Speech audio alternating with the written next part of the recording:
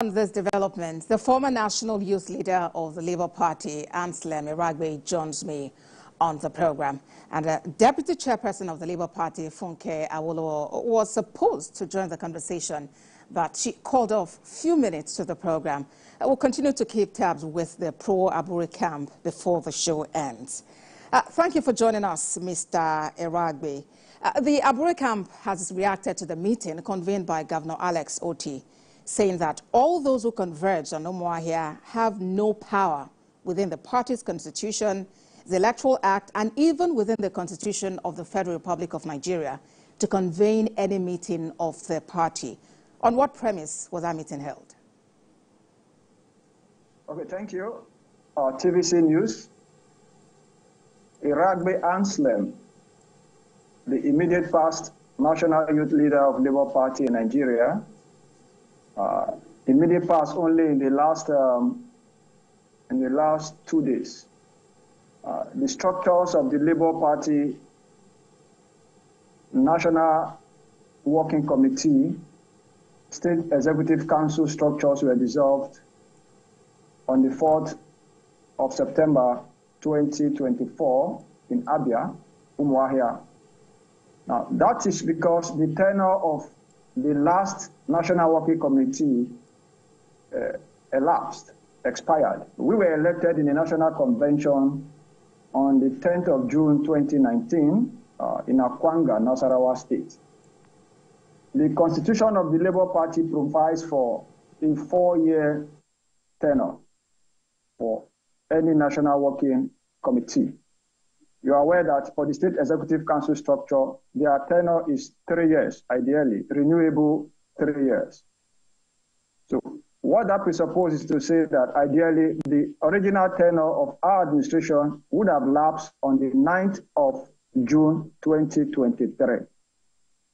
But subsequent to that expiration, there were issues that predated our administration in 2019. In 2018, there were so many issues that culminated in an out-of-court settlement. So certain terms were reached. An out-of-court settlement meant the warring parties, Labour Party as at that time, headed by Alhaji A. Salam, may so rest in peace, our former national chairman as at that time, the NLC, the TUC, and other aggrieved parties took the party to court.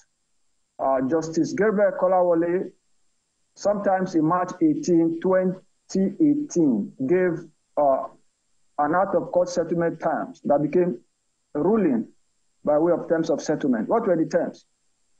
The terms said there needed to be an all-inclusive and expansive national convention that would carry along all the stakeholders, the NLC, the TUC, the warring factions in the Labour Party, to have an extensive national convention. But however, there was a convention, a legitimate convention, on the 10th of June 2019, where 20 of us were elected into the National Working Committee. A. Salam, may so rest in peace, elected as the national chairman. Alhaji Lamid Bashir Apapa, elected as the deputy national chairman South. Comrade Mrs. Maria Libiki, the deputy national chairman North. Julius Abure, elected as the national secretary. Eragba Anslem as the national youth leader, and others. 20 of us were elected from that convention. Unfortunately, our national chairman, Salam, passed on the 29th of December 2020. And on the 30th, we had an emergency meeting in Abuja, physical and via a Zoom platform, where Maria Libiki was appointed, being the deputy national chairman, not on the 30th of December 2022, was appointed and ratified as the acting national chairman for a 90-day or 3 months tenure. Ideally, that 3 months tenure was to elapse on the 29th of March 2021. We had a next meeting in Benin. All right.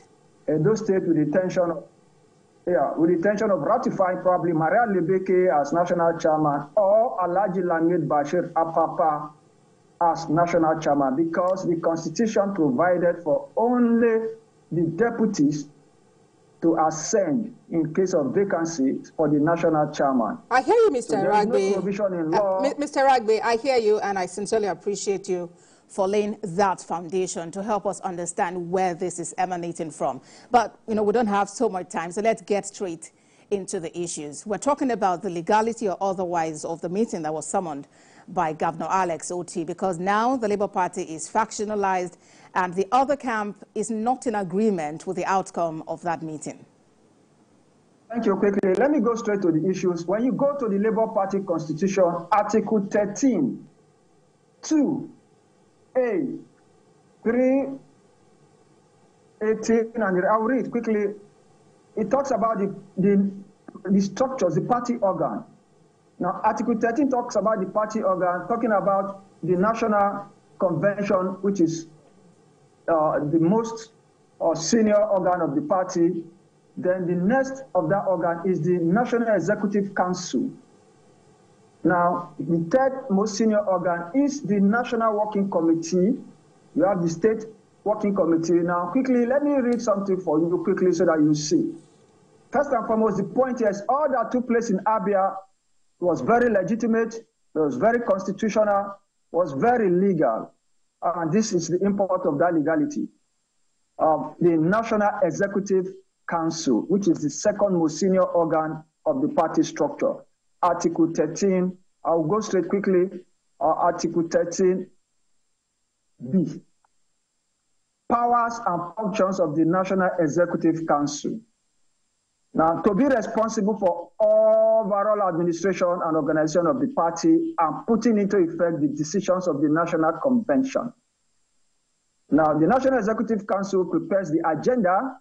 Now, it prepares and submits reports. It prepares draft policies. It drafts if problems refer to it. So it deals with problems referred to it from lower organs of the party.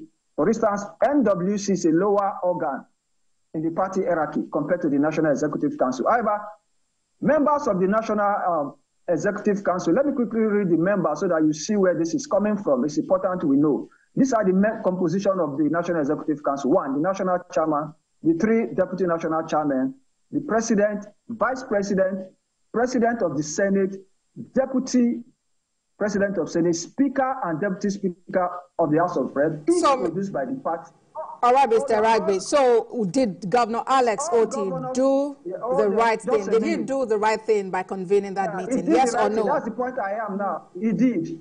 All right, so let's look at other, issues emanating from there. Mr. Eragba, please. Just a minute so that I get this. The governor and deputy governor produced by the party, the chairman and secretaries of the council.